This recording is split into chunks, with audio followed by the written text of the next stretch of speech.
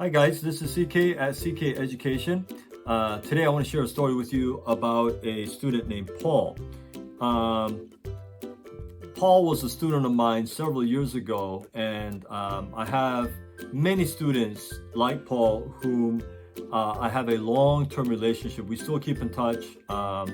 In fact, not that long ago, I think a couple of weeks ago, I got a text from one of my students, former students. He was my student about 10 years ago, or maybe a little bit longer.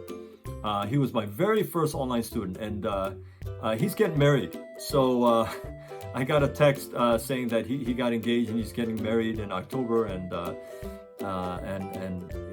I'm gonna watch his wedding virtually. He's gonna stream it. So and then it was funny because like about a week later, literally like a week later, I got another text from one of my long ago students who told me that he just proposed to his fiance. So I have a lot of students whom they keep in touch with me and have kept in touch with me over the years.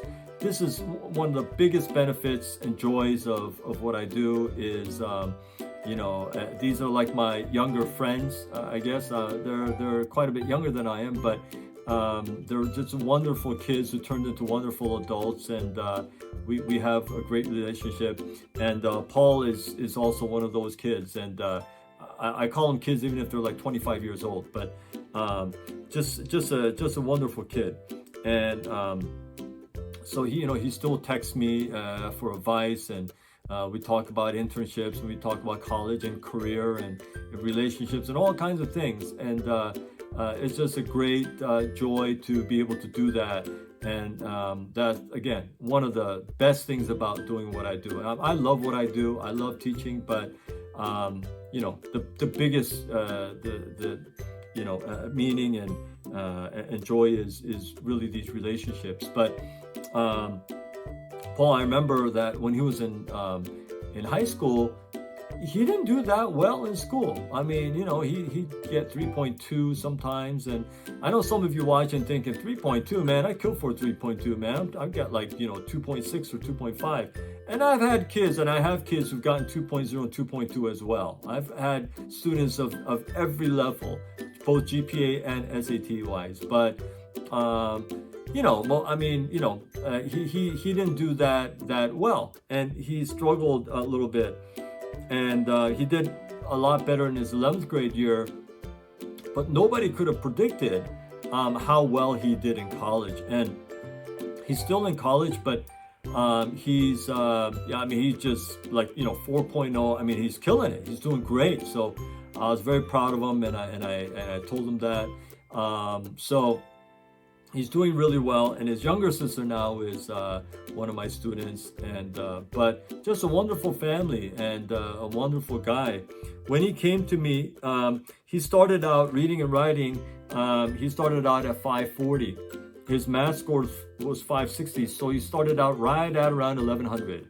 And he was not very happy about that. He wanted to do better, obviously, and that's why he was here. But he came to me, and we had 40 classes together. That's about 60 hours of class time, and so his reading and writing went up 70 points to 610, and his math score went up 130 points to 690. So he ended up getting a 200-point increase for a total score of 1300 on a real test. Now, he was very realistic. He knew that his GPA wasn't that hot. He wasn't trying to get to some prestigious school out of state or in state for that matter. He wanted to go to one of the local schools here, local public universities, which are excellent. And that's what he did. And he went, and he just is doing really, really well. And he's studying engineering right now, and he's doing great. So he's sort of a late bloomer, and I see these kinds of kids a lot. In high school they're just they're okay, but when they get to college, I don't know, something, they just turn it on and they just do really great. So he's one of those kids. I'm so proud of him. I consider him a friend, and he's just a wonderful guy. And so I'm very happy and thankful to have him in my life, and just be able to mentor and advise him on things. And And I appreciate the fact that he counts me as one of those people that he can get advice from. So I really appreciate that, flattered by that, humbled by that. So, but that is one of the most important things about what I do. And, having these great relationships with former students. So I'll tell you many more stories about other students like that in the future, I'm sure.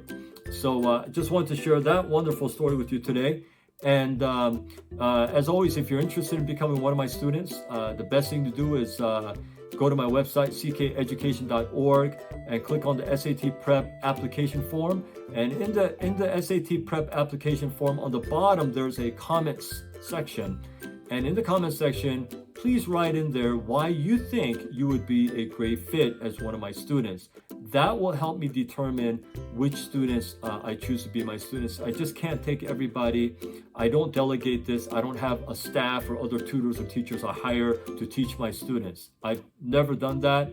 I've taught over 20,000 hours of personal one-on-one teaching over the last 10 years or so, and as of today. Every single student I've taught myself, and that's the way that I'll always do it. I just don't think that hiring people, they'll care as much as I do about my students, and that's very important to me. So, but one of the downsides is I can't take everybody. I have a limited number of spots, but I will do everything I can to accommodate you if I think you're going to be a great fit. And so I look forward to hearing from you. And until my next video, stay well.